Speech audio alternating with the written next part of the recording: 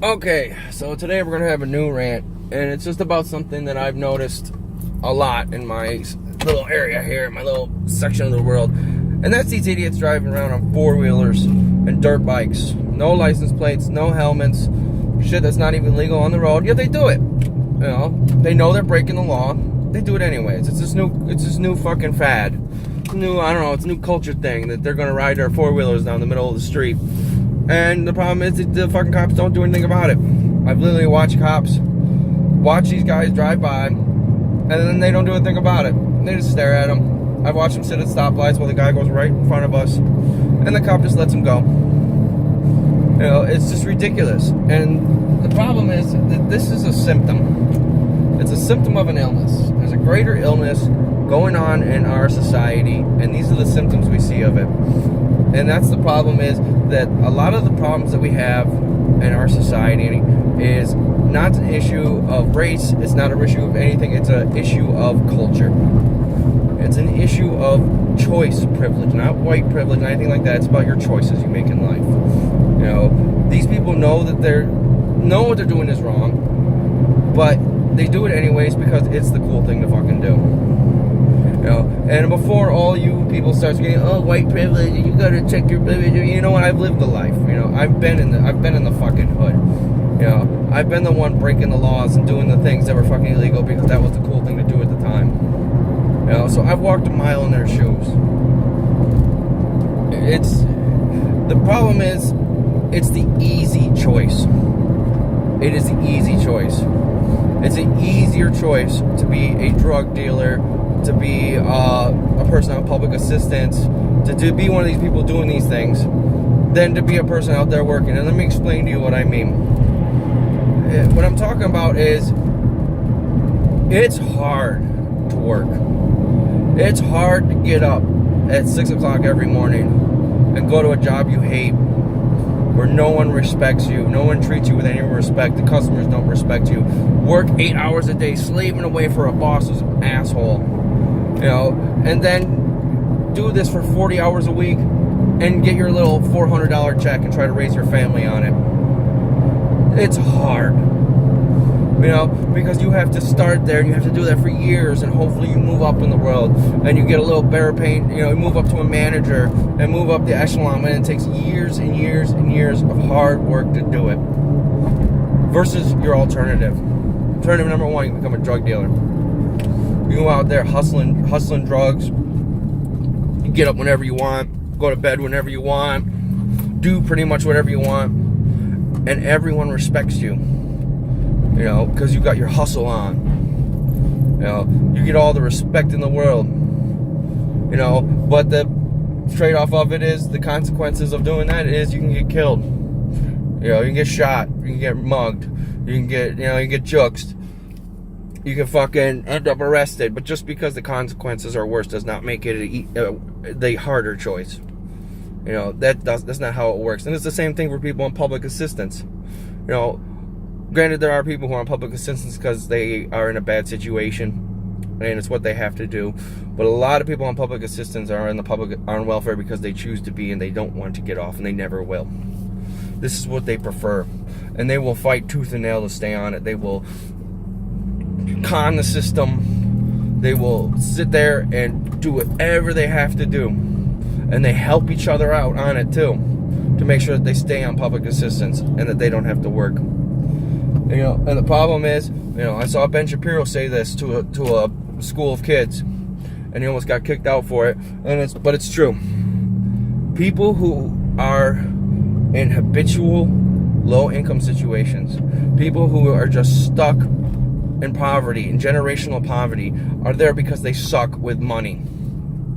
Because they don't know how to spend money. They spend their money on stupid shit. You know, shit they don't need, you know. Then you have these governments come in and they're like, oh, we're gonna give you a tax return, a bigger tax return. You're gonna use that money to buy health insurance. You're gonna use that money to buy this. Use that money to improve your situation. Use that money to go to school. No, you know what they do with it? They buy big screen fucking TVs. You know how many times I've been in a house where there's a big screen TV and the motherfuckers don't even have cable? The shit's never on. It's never on. It sits in the corner of the fucking room while all they're fucking smoking weed, drinking Hennessy, and there's a big screen TV in the corner. It's never on. They're playing fucking Pandora on their phones. You know, it's just, it's ridiculous. And they prefer to live that way. And they sit there on their public assistance, and just fucking live the life they're living. You know, I remember Barack Obama said one time, it was one of the biggest things I was disagreed with him on. He said, I don't know a person in the world who would rather be on welfare than have a good job and get a check every week. Well, you're a fucking moron if you think that. You know, these people are perfectly happy. They're perfectly happy with the situation they're in. You know, and you got these refugees who come over, you know, and they come over here into these fucking sanctuary cities, which is the city I live in is one of them, and they live on public assistance. And you know what? Compared to the situation they came from, they're living like kings and fucking queens. So why would they bother to try to better their situation? No, these people sit there, they con their ways to stay on public assistance and welfare. They sit there and hawk their food stamps to each other so they can buy cigarettes and booze and whatever, because, you know, just get by just enough to get them through the day, and then they can sell their food stamps and their fucking whatever else they can, and do their little hustles and whatever to get the things that they really want. You know, and it's just how our culture is.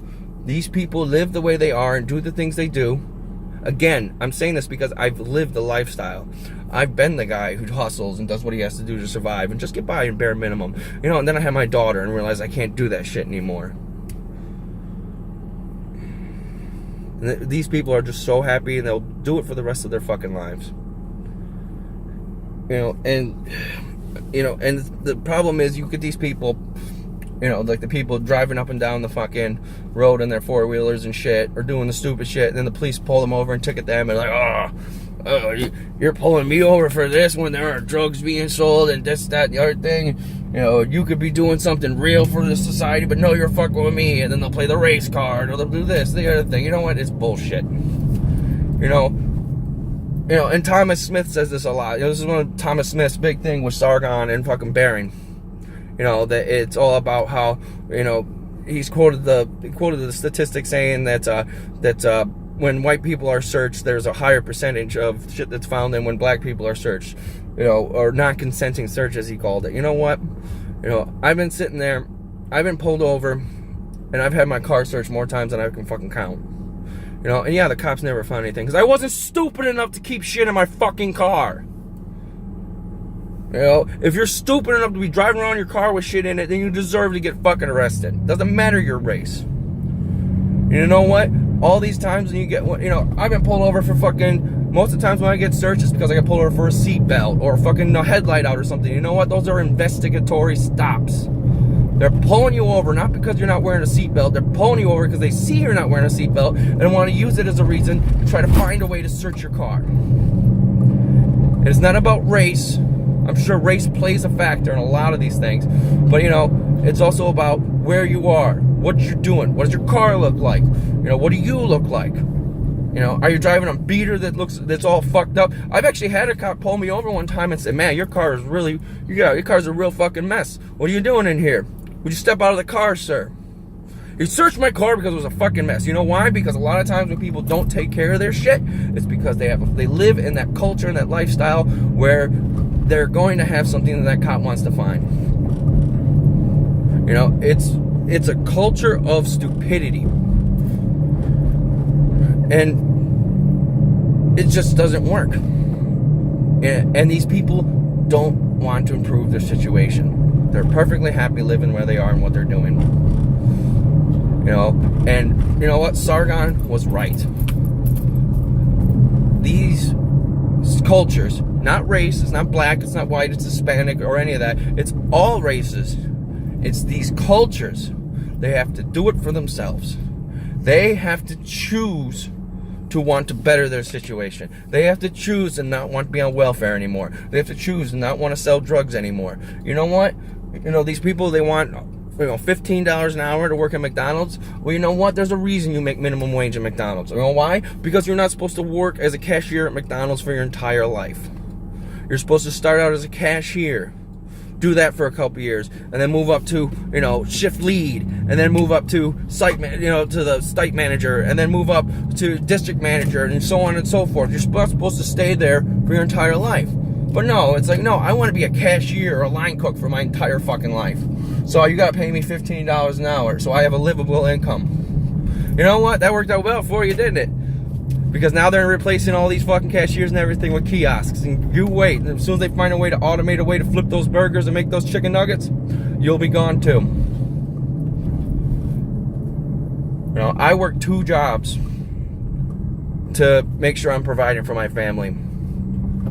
It sucks, but I do it because I chose to better my life. And if these people want to be out of these situations, they need to do the same thing. They need to choose to do something better for themselves. That's all I gotta say.